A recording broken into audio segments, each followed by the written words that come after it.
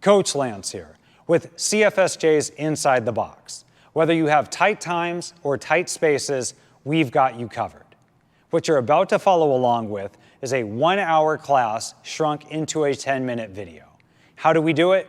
We create pause points, we write out equipment lists, and we give you substitution options to where there is zero thought on your part.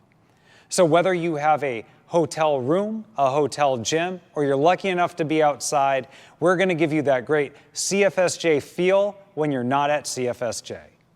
So let's take a look at the equipment list. Most of the times fairly minimal, and a lot of times you can substitute these things for things you have around your house, whether it be a water bottle or a filled up backpack.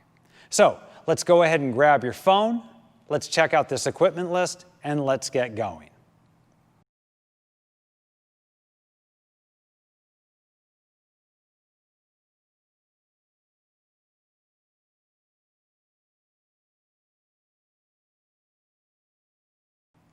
Every class, we're going to start off with 2 minutes of cardio. Now, if you're lucky enough to have a bike or a rower or a treadmill or the outside, let's go ahead and do 2 minutes of rowing or jogging or biking. If you don't have that, then let's start off with some jumping jacks, some step back burpees, some double unders, or some other method of your choice that you can do in the tight space that you're in.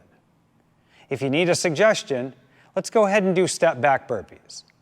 The thing I love most about step back burpees is they hit everything at once. So instead of making this a dynamic, we're going to make this a very slow, grindy kind of movement, stepping back, engaging that plank on the way forward, driving those hips open, getting that nice hinge and that hamstring stretch, and working the plank and the push-up. By the time you've done about 15 of these, everything is ready.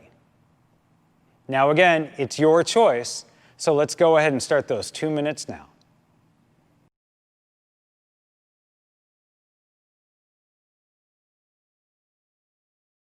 With our cardio out of the way, let's move on to the dynamic warm-up.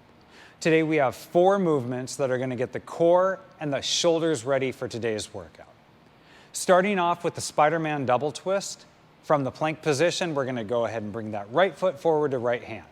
Next, we're going to drop the elbow to the instep before turning the chest both in and away from the knee. Give me 10.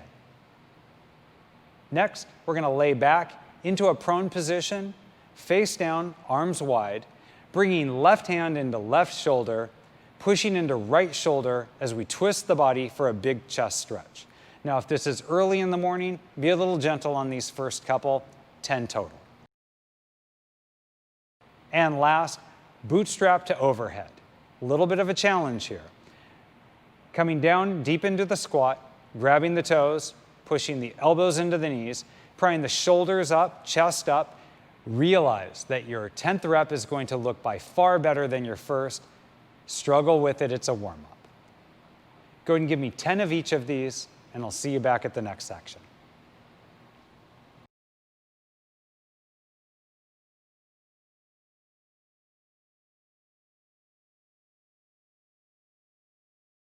Today's activation is straightforward and simple, but high volume. We're going to be working the shoulders and the core during both of these exercises. Our first movement is going to be the alternating prone swimmers. Starting with the left hand behind the back, right hand in front of the head, keeping the forehead down on the ground, not lifting the chest for the best challenge to your shoulder blades.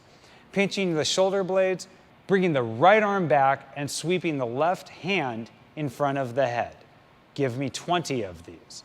20 is a lot. You may have to stop. You may feel some fatigue in the shoulders, but that's what we're looking for. Next, we're going to work 20 half kneeling windmills.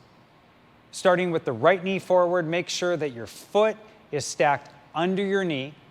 Your left knee is going to be directly under your hip. You're going to press with that right hand and reach down to the side of that left knee. This may feel very familiar, like it's a part of the Turkish get-up, which it is. Take your time, it's going to make your Turkish get-ups that much better. Now, we've got 20 reps of each of these times 2. This is probably going to take a little longer than our normal activation, so take your time here. If I was going to suggest a playlist, it should be something slow and controlled.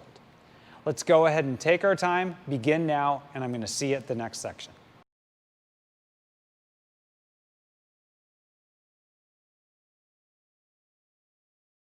Today's strength is an upper body development combining Arnold presses and bent rows. We're going to do 8 to 10 single-arm dumbbell standing Arnold presses, followed directly by 8 to 10 single-arm dumbbell bent over rows. We're going to do that on the right and then follow it directly by the left. Now we're going to have 2 minutes for this, so this is a fair amount of volume in a short amount of time, but the skill level is pretty minor on it. Let's go ahead and watch Coach Devin demonstrate the standing Arnold press. Let's watch Coach Devin demonstrate. Standing with the dumbbell on the shoulder, knuckles facing inward towards your chin, you're going to press overhead while rotating the hand 180 degrees, having the palm face out at the end of this press. The true magic here is in the shoulder, so make sure that you're controlling that rotation and not just worrying about the press. This can actually be done with a lighter weight and still get all of the same effect out of it. You're going directly into a standing bent over row. From here, let's go ahead and narrow that stance up, hinge back as if you were going to do a deadlift, keep those shoulder blades tight, pulling to the ribs or the armpit. You're going to repeat this in the 2 minutes on the right and the left. So ultimately, we may have 40 reps during this time. So let's go ahead and get our implement in order, whether you're using a kettlebell or a dumbbell. Set our timer to 2 minutes, get our playlist set. We've got 6 rounds of this, beginning now, and I'll see you back at the next section.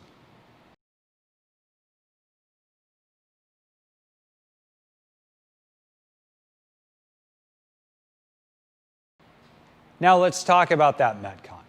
Today's workout, dipstick, is a 5-round triplet. Very straightforward, high intensity. It's going to start off with 15 dips. This can be on a box or a chair, or if you're lucky enough to have a set of rings. We're going to go directly into a 100-meter suitcase carry, ideally with a heavy dumbbell or a heavy kettlebell, but whatever you can load up that's going to challenge that side stability. Finishing off with a 200-meter run. Let's go ahead and look at those chair dips. Ideally, you can use 2 chairs or 1, depending on what the shoulder flexibility is. A box works the same way.